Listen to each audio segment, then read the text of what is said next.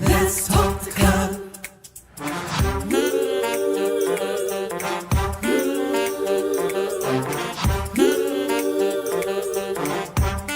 One more thing, like, subscribe and share. Come on, let's talk the cut. Ooh.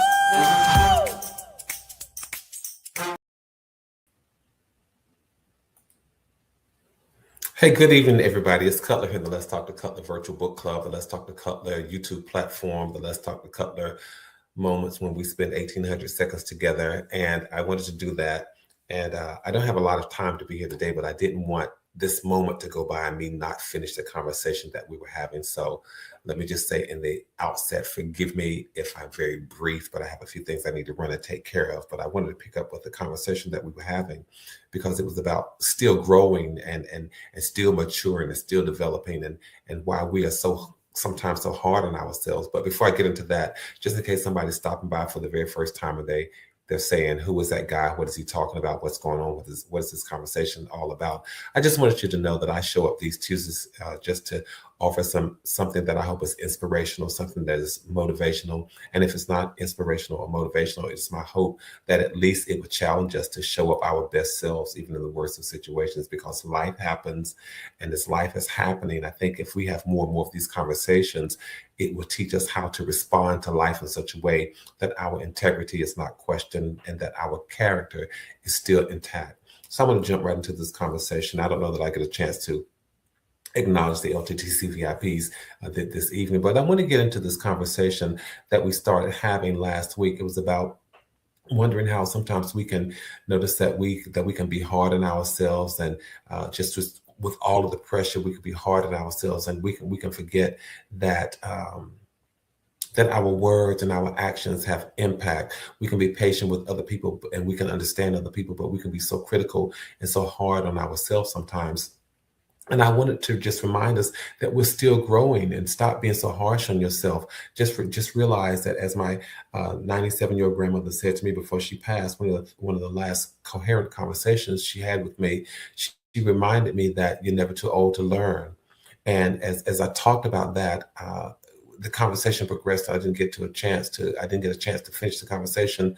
But one of the reasons when I realized that we can be so harsh on ourselves, and I did the rundown. I talked about how we can sometimes internalize the voices from our past, and we still hear them.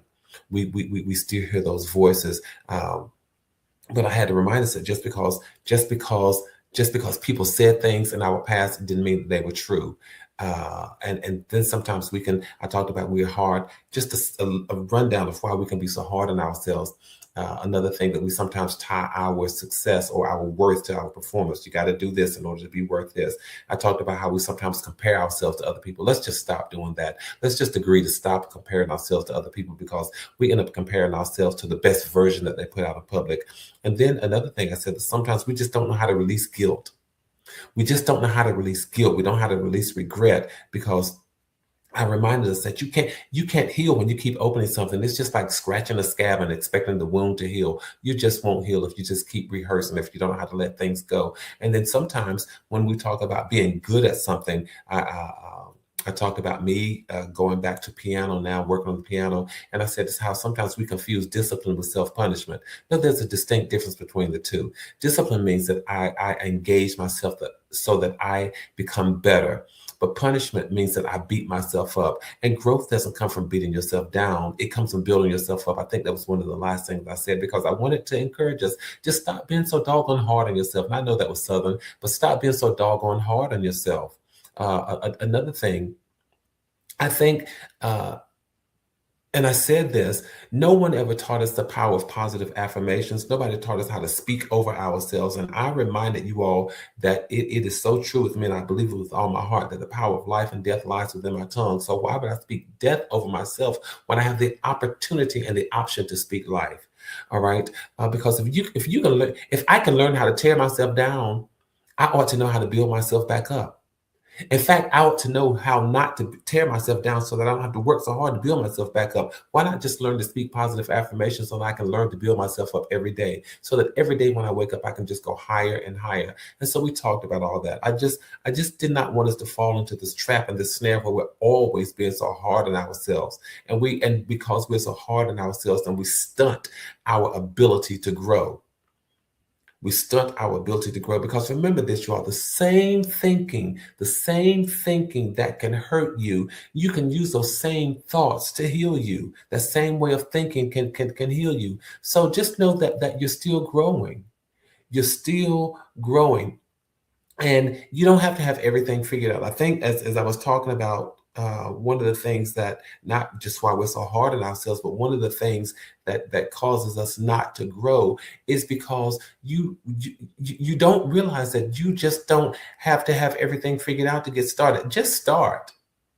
Sometimes clarity doesn't come, I say that, until after you start the journey, until after you started the process, until after you started the procedure. You can move forward without having everything mapped out. You can move forward without having everything mapped out. And so I just wanted to pick up with that and spend about 5 minutes with us this evening to just remind us of a few things in terms of just still growing. Just remember this, y'all, that progress is progress even when it's slow. So the first thing that I want us to be aware of is the fact that you don't have to have everything figured out today. You don't. Your only requirement today is to get started. Your only requirement today is just one step. You can move forward without having everything mapped out. And then the second thing, I just want you to know that progress is still progress, even when it's slow. Because guess what? Even if it's slow, at least you didn't quit. Slow motion is still forward motion as long as you're going forward. Progress is progress, even when it's slow, you all. These are just helpful hints and nuggets that I need to drop again, because I'm not going to be able to make it for all 1,800 seconds this evening. But I want to encourage you to know and to do these things, to put these in place. Learn how to rest, because rest is not your enemy. Resting is not quitting. Resting is simply recharging. And sometimes when people see you, they say, "Oh, why are you sitting down?" "I'm resting." There's nothing wrong with taking a break. There's nothing wrong with just stepping back for a moment. There's nothing wrong with sabbatical. Resting is not quitting. Quite often, resting is just recharging so that you can give your heart, your body, your soul, and your mind a chance to recalibrate. Because if you don't understand this, burnout will cost you more than rest ever will. So learn how to rest. Learn how to rest. And then another thing, as we're still going and still growing, understand that there are some things that we sometimes outgrow. We do outgrow some things. Seasons change, and so do we. We sometimes don't allow ourselves to change, but what worked before may not necessarily work now. That's the whole process of growing. That's the whole process of dynamics. Growing is all about sometimes making old spaces and old environments feel uncomfortable. It's about making them sometimes feel like they don't fit. What we need to do is to learn how to honor what was, but understand that you're not bound to stay there. Learn how to honor what was, but understand that you're not bound to stay there. So sometimes you just have to let go so that you can make room for what's next. We don't like that. We like to hold on to what's comfortable, what's familiar, even if what's familiar is dysfunctional. But it's okay to outgrow some things. It's okay to let some things grow, because like I said, seasons will change, and so do you. Another reason another thing that we need to understand when we realize that I'm still growing is that that one mistake does not define the direction that you're taking. A mistake is simply a mistake. It's a mistake. I often say this: we call mistakes for reasons, because that's just what they are. It sometimes annoys me when people will say, well, why did you do that? Why did you make that mistake? Don't you know if I could calculate it, if I could rationalize it, it wouldn't be called a mistake. It would be something that I did intentional. A mistake is just that. So what I've come to realize is that growth requires room for imperfection. Growth requires room for imperfection. It doesn't mean that I thrive or I enjoy being imperfect, or that I enjoy going astray sometimes, but growth requires room. It requires a space big enough for me to fumble and then get back up. And that's what we have to do. We have to learn from it, but don't live in it. You fail in it, get out of it. Because the real mistake is refusing to learn from the mistake that you made. That's the real mistake. So just learn from the mistake. We all fail at things. We all fail at things, but that does not make us failures, you all. It doesn't make us failures. If at first you don't succeed, and I know we don't like to hear that, but it's true. If at first you don't succeed, try and try again. I sometimes keep trying until I get it right. And then I don't worry about the people who don't understand. This is critical. Oh my God, Cutler, you don't have very long. This is critical. This is key right here. Not everybody's going to understand your journey, and that's okay. That's something that you need to be able to sit in and digest. So let me say it again. Not everybody will understand your journey, and that's okay. Because people don't always see your full story. They see you in pages and verses and chapters and paragraphs, but they don't see your full story. And that is fine. Your path is your path, and it is unique to you. And they don't always get to see the full totality of your experience. So what do you need to stop doing? Stop seeking validation. Because the more you seek validation, it's going to inhibit your progress.